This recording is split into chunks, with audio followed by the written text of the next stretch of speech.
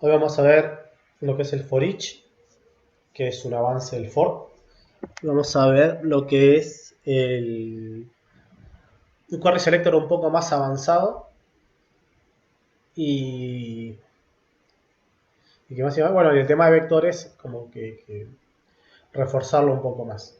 De vectores, bueno, no nos olvidemos que vectores tienen siempre las posiciones son numéricas y demás, que eso es algo que vimos en quinto. Pero por ejemplo, vamos a hacer esta simple página. ¿Sí? Vamos a hacer esta página probando query selector. ¿Sí? Y vamos a crear un UL que sea ID lista 1. ¿Sí? Y le vamos a tener distintos leads. ¿Sí? Supongamos los siguientes leads. Un par de leads. 3. ¿Sí? Vamos a suponer esto. Y tengo otro UL que también tiene un par de leads. Vamos a hacer los mismos leads. ¿Sí? Tenemos dos UL con 3 leads dentro. Lo que viene a hacer el problema sería cómo ustedes piensan que ya tienen un poco JavaScript, los leo y los escucho, en este caso los escucho a Toby, creo que es el único que está en Discord. ¿Cómo ustedes harían para solamente modificar estos leads de acá? Los leads de... recargando un poquito más. ¿Por qué no? Ahí está. Con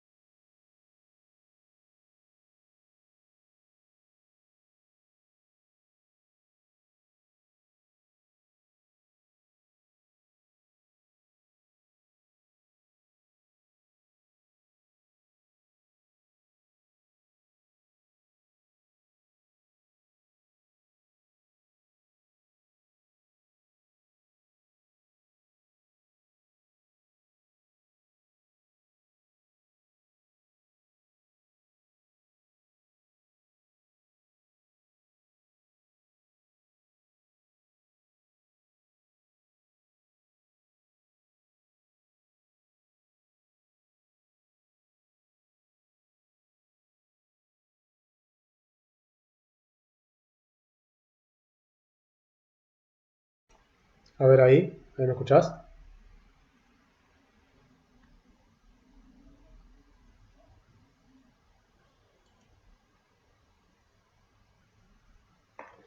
Bueno, empiezo de vuelta entonces, para que cierro acá Twitch.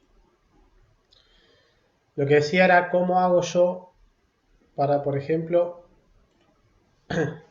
si yo quiero agarrar estos li, si yo hago este document query selector all acá, me agarra los 6 li. ¿Ustedes qué harían para agarrar estos li nada más y no agarrar estos? Usando el query selectoral. ¿Qué harían? ¿Cómo los agarrarían? ¿Qué se les ocurre?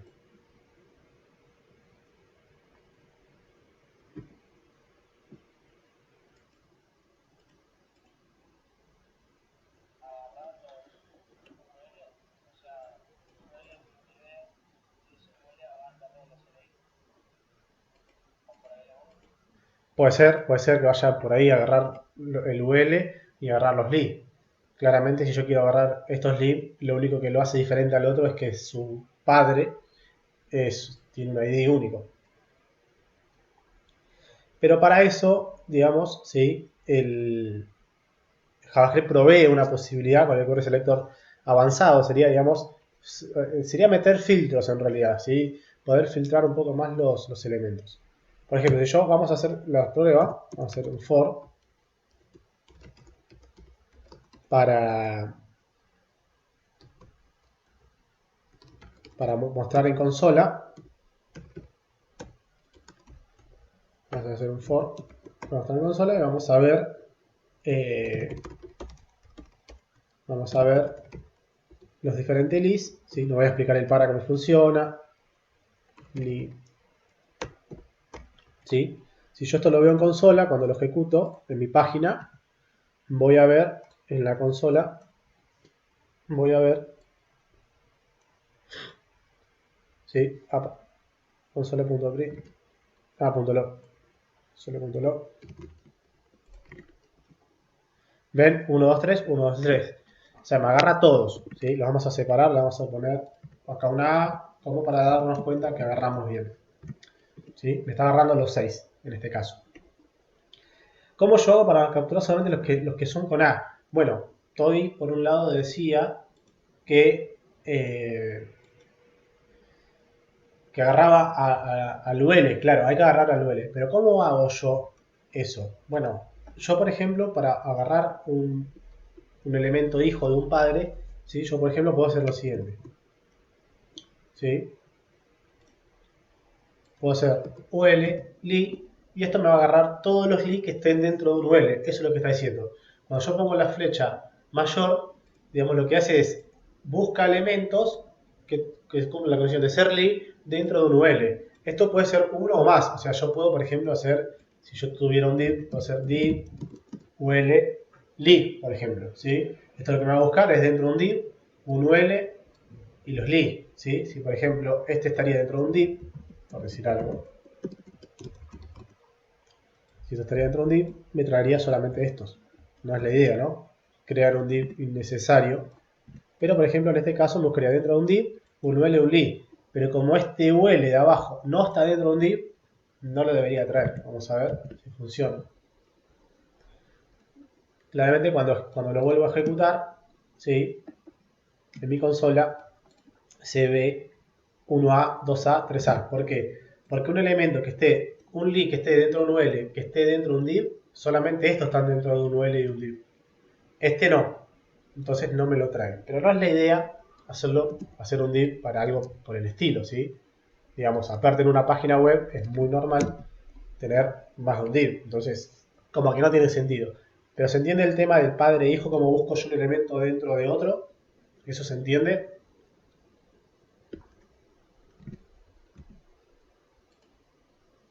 Voy a ir a hablar por micrófono, no hace falta.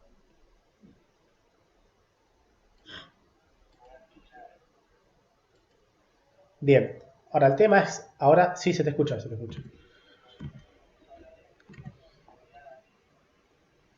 Ahora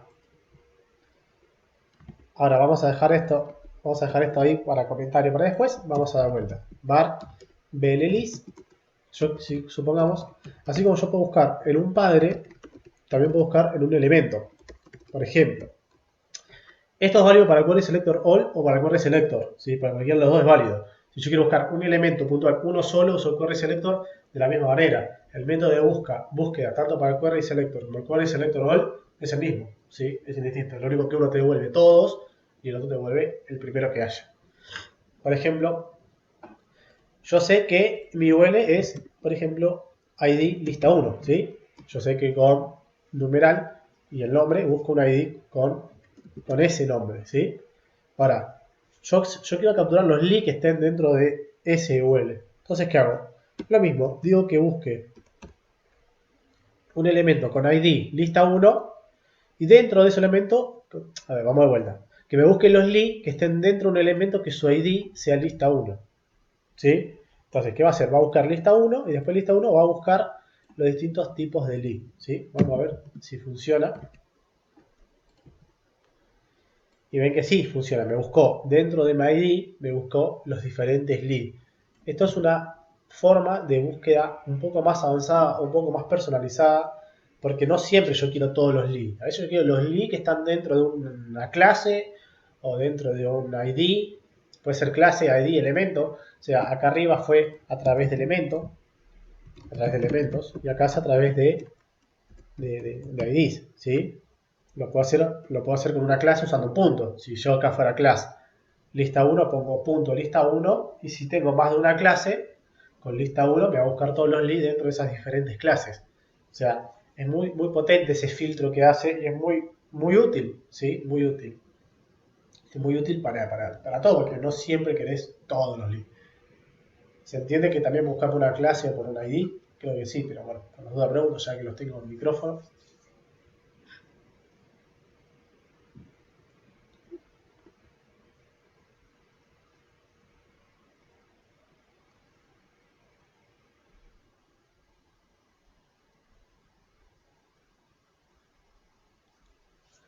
Bárbaro. Bueno, buenísimo. Creo que con el for y eso no hay ningún tipo de problema.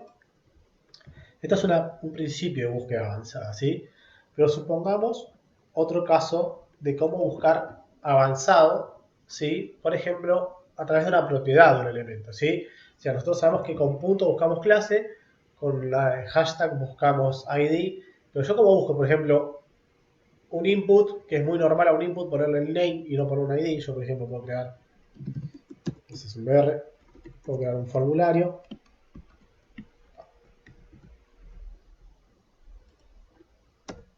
donde tengo un input tipo text, ¿sí? Supongamos que el name es nombre, ¿sí? No quiero nada más, y tengo un input tipo number, name, supongamos edad, ¿sí? Vamos a ver, sí, está bien. Supongamos yo cómo hago para buscar, por ejemplo, un input que su name sea nombre, ¿sí? Pues yo busco todos los inputs, o sea, la única que diferencia estos inputs, aparte del tipo, lo que los hace únicos es el name, ¿sí? Por ahí el form todavía no entienden por qué se usa un name, pero lo van a entender cuando vean PHP. Pero ¿cómo yo hago para capturar un input? ¿Sí? Quiero capturar los inputs que el name sea nombre y el name sea edad. O sea, hay que entender esto. Para PHP, yo mandarle variables, necesito usar los inputs con la propiedad name.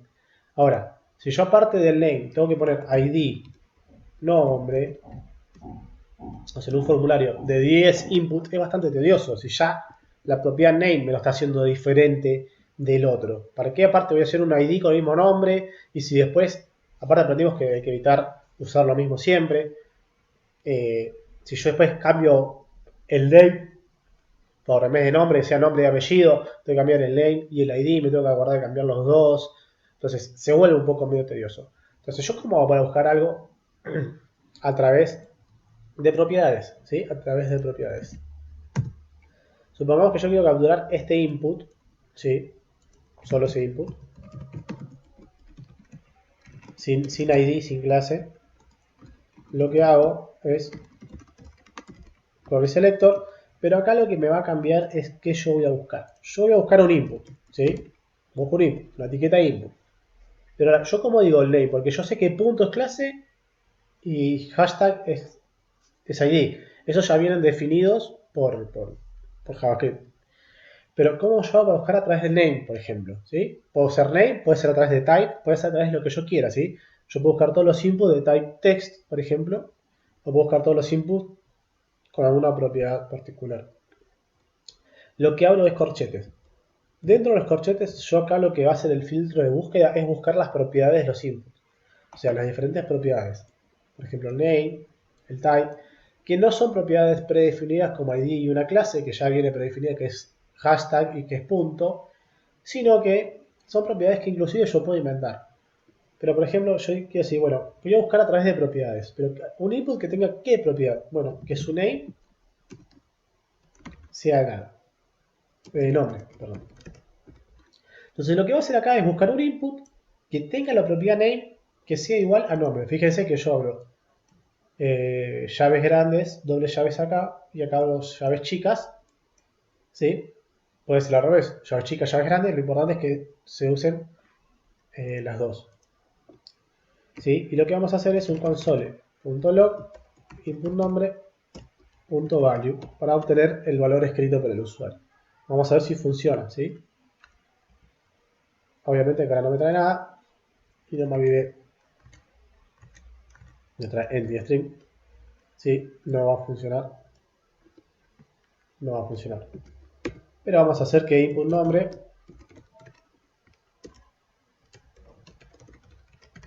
event listener click function. ¿Sí? Esto ya lo vimos. Cómo hacer un evento. Vamos a hacer esto. Cuando alguien haga clic en el input, muestre en consola el valor. Vamos a ver. Yo hago clic, no me muestra nada. Lógicamente, no hay nada. Supongamos que escribo David, le hago clic de vuelta. Ahora aparece David en consola.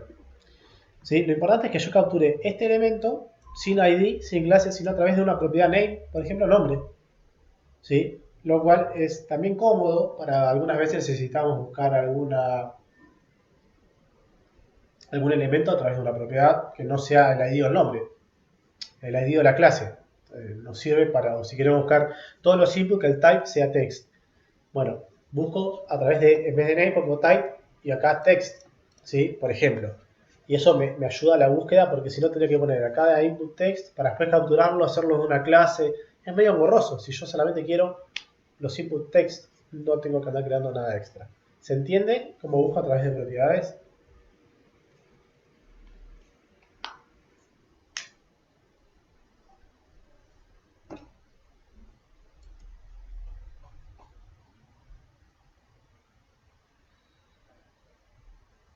Medio dudoso ese se entiende, Toby. Pero bueno, está bueno por la flexibilidad y las posibilidades que nos brinda esta búsqueda. Ah, sí, eso sí puede ser.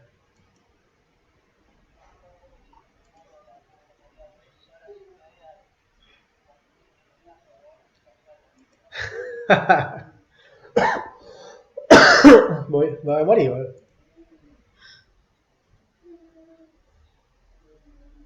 ¿Cómo con corchetes?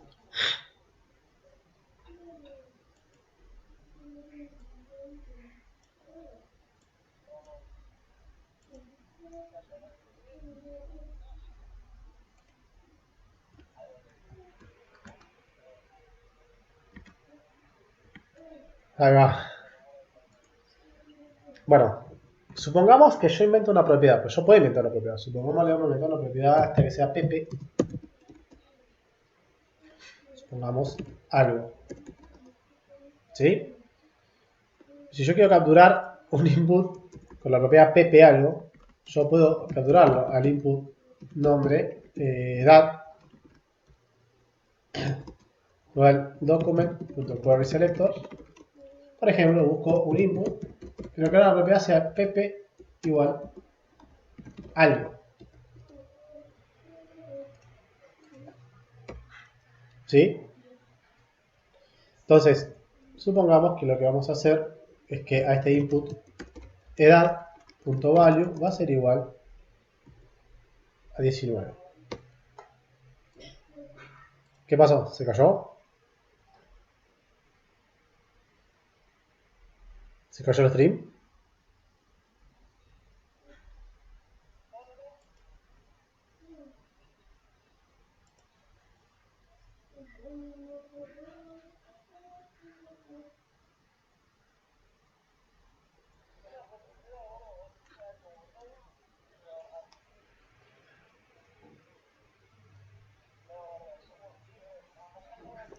No, JavaScript es más flexible, digamos, ¿sí? Yo pongo la propiedad. Vamos a ver si funciona, vamos a ver si funciona. Vamos a ver si funciona, si me cambia la edad a 19, ¿sí? Ven que la edad pasa a ser 19, que es lo que yo puse acá. Sí, respecto a eso lo iba a aclarar después que lo probemos, pero sí, nosotros podemos crear propiedades. No es que acá busca propiedades ya predefinidas por HTML, JavaScript. Busca una propiedad. Busca algo que diga name igual algo o la propiedad igual algo y ya está. No busca algo estándar, no, para nada. Lo único estándar es el ID, la clase, para numerar y para punto. Después, inclusive yo la verdad que no lo probé, pero por ejemplo vamos a hacer este elemento, vamos a ponerle bustos. Inclusive yo puedo crear etiquetas, si no me equivoco, ¿sí? Vamos a probar.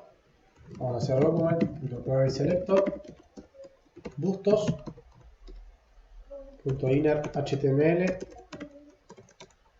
probando. Vamos a ver si funciona. Si hay que crear una etiqueta, ¿sí? Me puso el probando acá. O sea, yo puedo crear etiquetas, puedo crear propiedades, puedo hacer lo que yo quiera. O sea, JavaScript es súper flexible. O sea, para que vean la flexibilidad, ¿sí? No me veo limitado. Si yo necesito crear algo porque sí, lo hago. Nada me limita en ese sentido. Y a gustos, obviamente, le puedo poner style, clase, ID, lo que yo quiera. Lo que pasa es que algunas etiquetas con el tiempo se hacen estándar. Como la etiqueta nav, la etiqueta... hay distintas etiquetas nuevas que se van creando y no es que hay que modificar todo HTML. No, se crean, se hacen después estándar y los mismos lenguajes de programación, como puede ser Visual Studio, te lo interpreta como que existe. Pero simplemente el tiempo los hace estándar. A alguien se le ocurre que sería bueno que haya una nueva, como el button. Button antes no existía. Como button, se usaba un A. Todos los botones eran A. Bueno, alguien dijo, ¿por qué no creamos la etiqueta button y le pusieron type? Y bueno, se hizo estándar, pero fue el tiempo, no es que todo se puede. ¿Se entiende hasta acá? ¿Todo? ¿Alguna duda?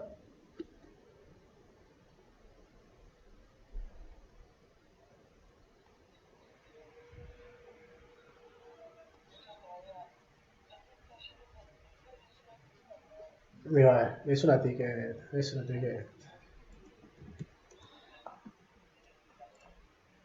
Es una ticket.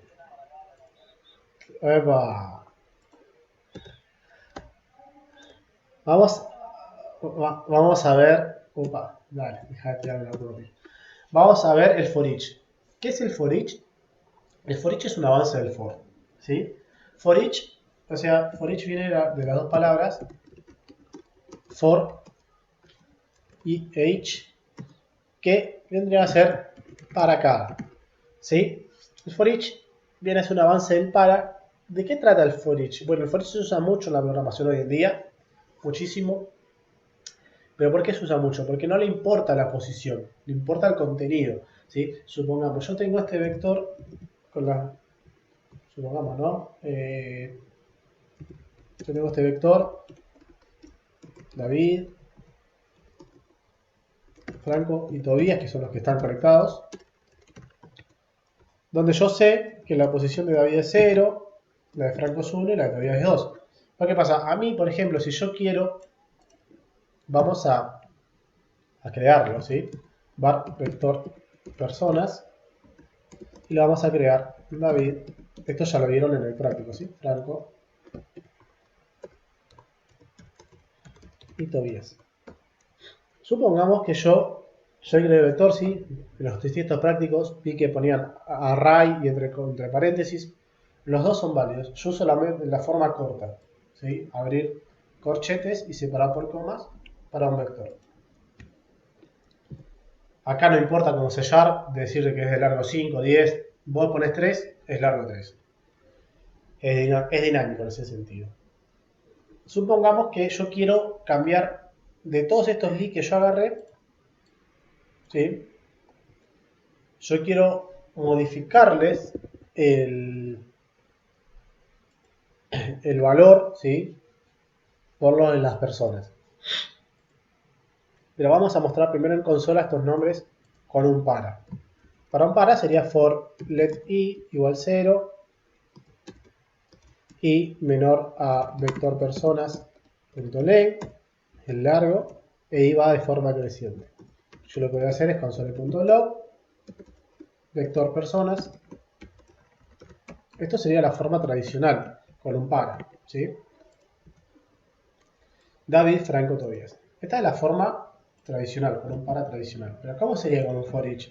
Bueno, al for each no le importa la posición. Al for each no le interesa la posición, le interesa el contenido, como en nuestro caso. O sea, la posición acá lo único que usamos es para llamar a la posición dentro del vector. Pero después no tiene sentido. O sea, no es que la utilizo para hacer una cuenta matemática o si es mayor a 10, hacer tal cosa. No la utiliza la posición. Si yo no le voy a utilizar la posición y me interesa el contenido, ¿por qué no existir una estructura de repetición que busque el contenido y no la posición? Para eso es el for each. ¿Cómo es el for each en JavaScript?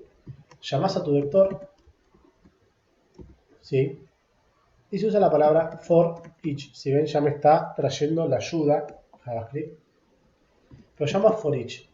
¿Y qué va dentro de for each? Va una función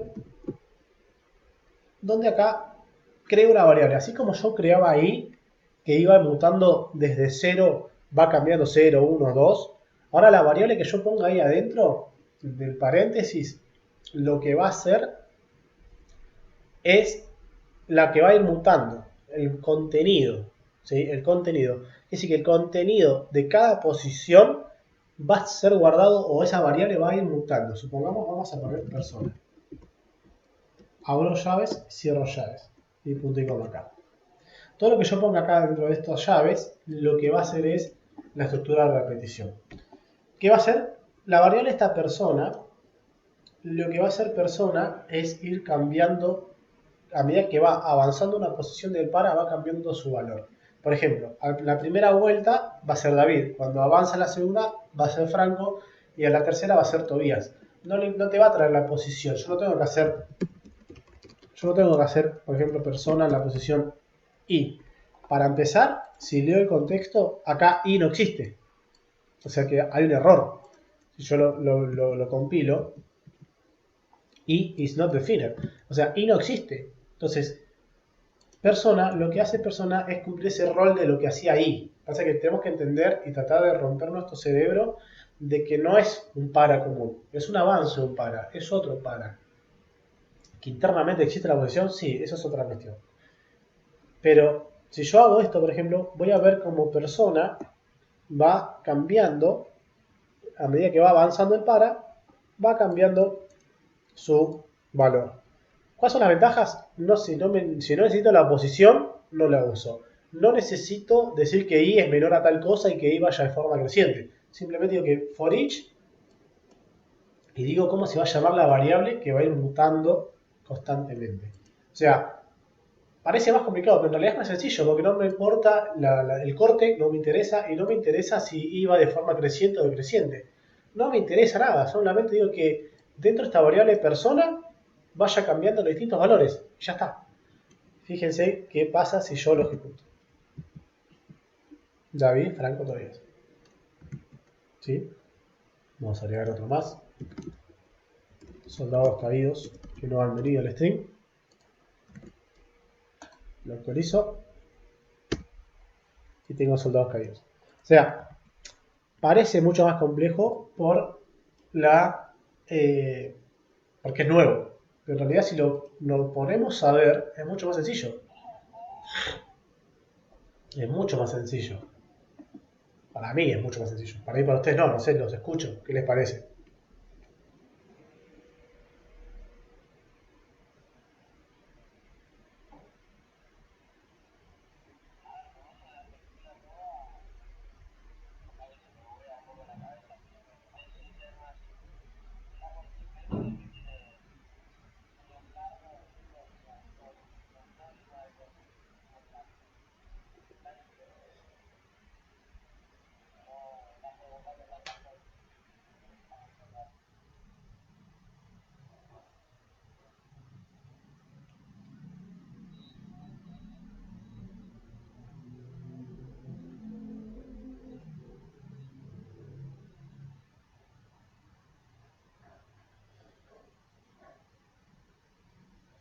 Claro, claro.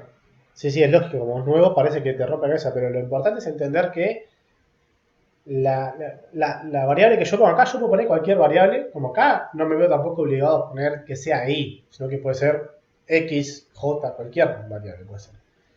Que la variable que yo pongo acá es la que va a ir mutando y va a ir cambiando. Cumple el rol de i en el sentido que va cambiando, pero en vez de traerte un número, te trae el contenido.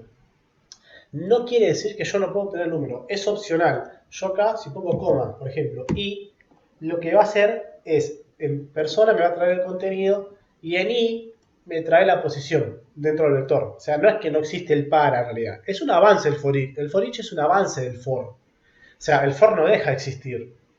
No lo vemos, pero no deja de existir. Lo que pasa es que si yo quiero y necesito la posición, también la puedo obtener. Por ejemplo, pongo acá i. Y si yo hago, por ejemplo, i más y lo separo, voy a ver que voy a ver los índices y voy a ver el contenido. Pero esto es opcional, ¿sí? Pero si necesito por X motivo, yo necesito la posición, tengo forma de acceder. No es que no existe, tengo forma de acceder. Como ven, ahora actualizo y me dice 0, 1, 2, 3. O sea, es mucho, al ser un avance obviamente es mucho mejor y tenemos todo lo que, o sea, tengo todo lo que yo necesito. Si yo necesito la posición numérica la tengo. Si necesito el contenido solo, lo tengo. O sea, es mucho más sencillo, mucho mejor, ¿sí? Tengo todo lo que hace todo lo que haría un para e inclusive un poco mejor. A mí me parece eso, tal vez.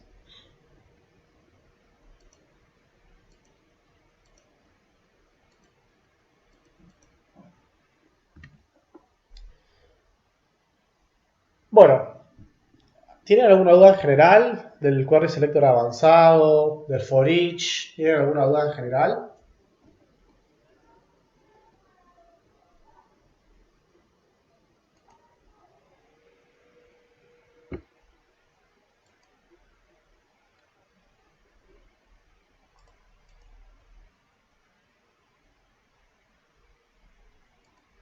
Buenísimo, chicos. Bueno, la idea de hoy era esa. No voy a subir trabajo práctico. Era como conocer un poco más JavaScript, un poco más en profundidad, ver algunas cosas más nuevas, muy utilizadas, como son los métodos de búsqueda. Bueno, el tema del vector ya lo investigaron por su cuenta. Eh, y bueno, también vimos el for each, que créanme que es muy utilizado acá en PHP, en todos los lenguajes, porque realmente llega un punto que a vos no te interesa tanto la posición del vector, ¿sí? Más ustedes que ya tienen un conocimiento de base de datos, la verdad que no me interesa saber cuál es la posición dentro del vector de lo que me devuelve una base de datos. Me interesa el contenido de la base de datos. Entonces, el for each nace por otras cuestiones, pero es súper útil en muchísimas cuestiones, ¿sí? La idea de esta clase era algo así, dar un poco más de contenido nuevo, pero no voy a subir trabajo ni nada. Pero la semana que viene sí va a haber otro stream con objetos y ya con eso cerramos por lo menos una parte de JavaScript para después empezar con PHP, porque ustedes no están teniendo PHP y quiero empezar lo antes posible con PHP para ustedes. Aunque sea darle esa parte que no están pudiendo suplantar, me gustaría avanzar más con JavaScript, sí, obviamente, Pero, dado que no están pudiendo tener PHP, me parece más importante que vean PHP y después unamos PHP y JavaScript en algún momento, ¿sí? Pero va por ahí lo que mi cabeza estuvo pensando todo este tiempo.